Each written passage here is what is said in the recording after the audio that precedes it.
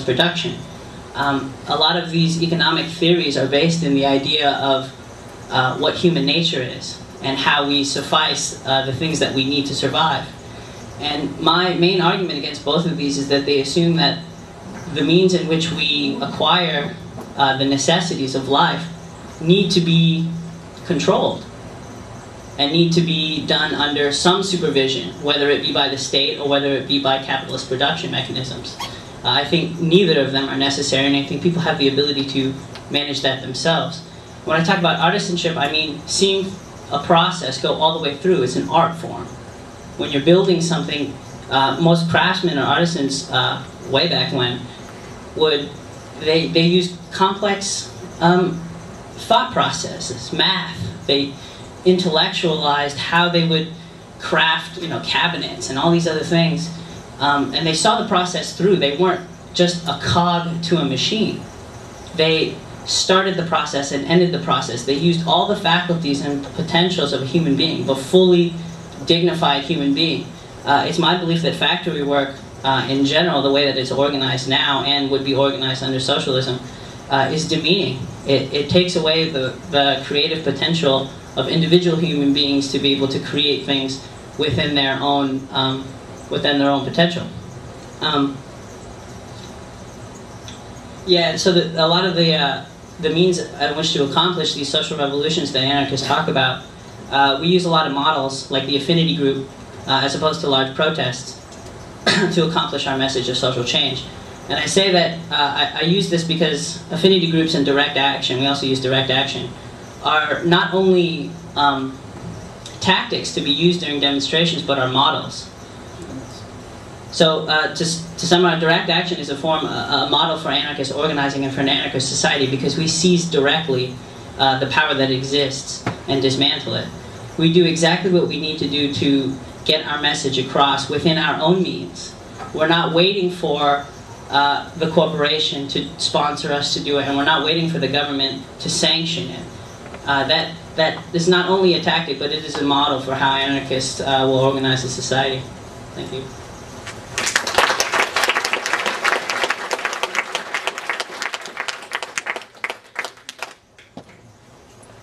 I'd like to thank all of the speakers this afternoon. What we're going to do now is actually turn things over to you, all the audience, in a participatory fashion, and we're all going to speak through the microphone. So if you have a question and or comment, please try to limit it to 1 or 2 minutes at most. Your questions or comments can be directed to particular people on the panel in terms of views or groups if you'd like. Or you could just ask or make a general comment. Each of the groups then will get up to 2 minutes to respond if necessary. So please go ahead and jot down anything you might have, or anybody that has something that they'd like to add right now, hands in the air, and I will come around and we will get that started.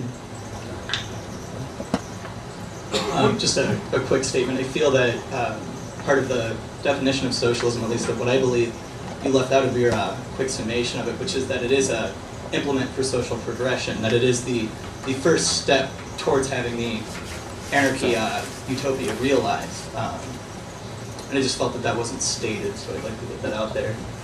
By removing a lot of the bounds that the ruling class has that ties us up, we start taking that power, and people start realizing, a larger percent of the proletariat starts ascertaining the fact that yes, I am free, my life is what I make it, and I'm going to choose to live it the way that I do. Do I have time to comment on that?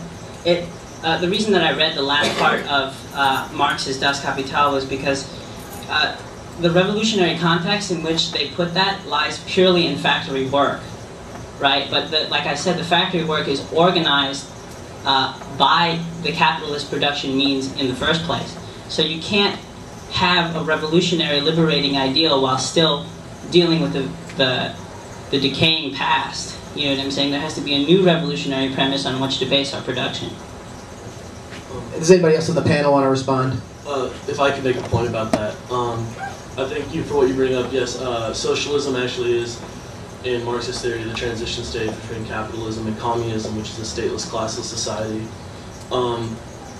But what I'd like to say is, I think what we really need to do is to define the state. I think both groups have a very inadequate definition of what the state really is. If I could make a comment about the anarchist view of the state real quick, is that they're saying that, well, socialism as it exists will replace just new forms of dictatorship, new forms of control.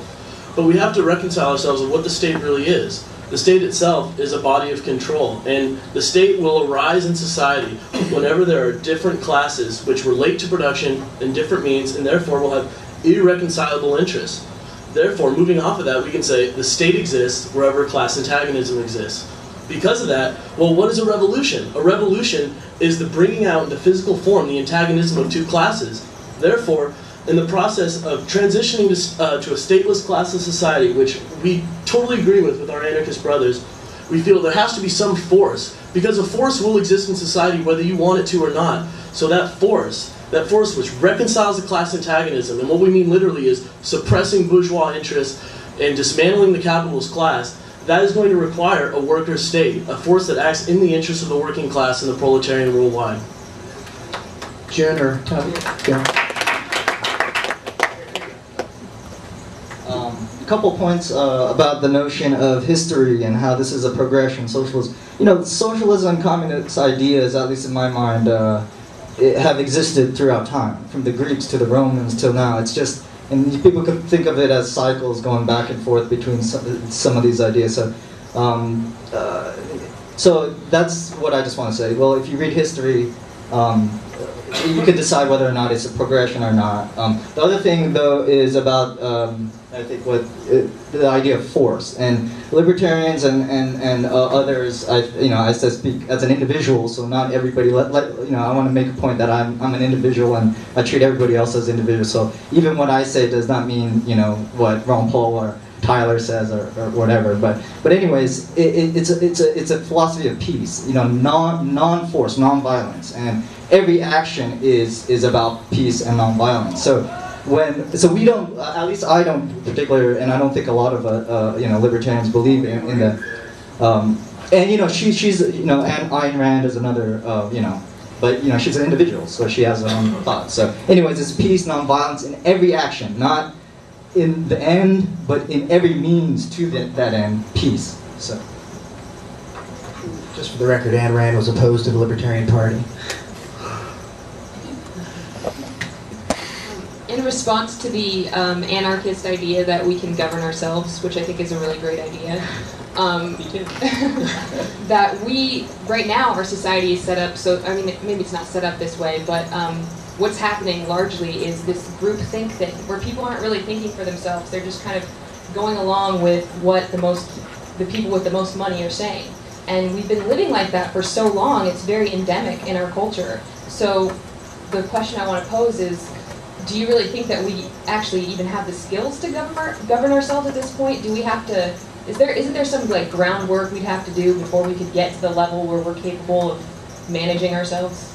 That's an interesting question. What I find more and more is that we can look at a lot of grassroots movements that have been initiated by the people themselves. You take, for example, the civil rights movement, the black liberation movement, which there is a distinction between the two, the feminist movement and the ecology movement. These are all movements that are at the grassroots level. People are demanding liberation from oppressive conditions.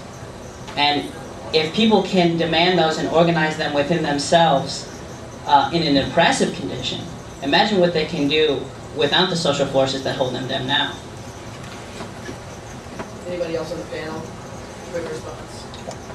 Well, I think a lot of what you say has some merit, but I think that we have to understand that part of this, what you call groupthink, is not really groupthink. It's the power of capitalist ideology as manifested through movies, television,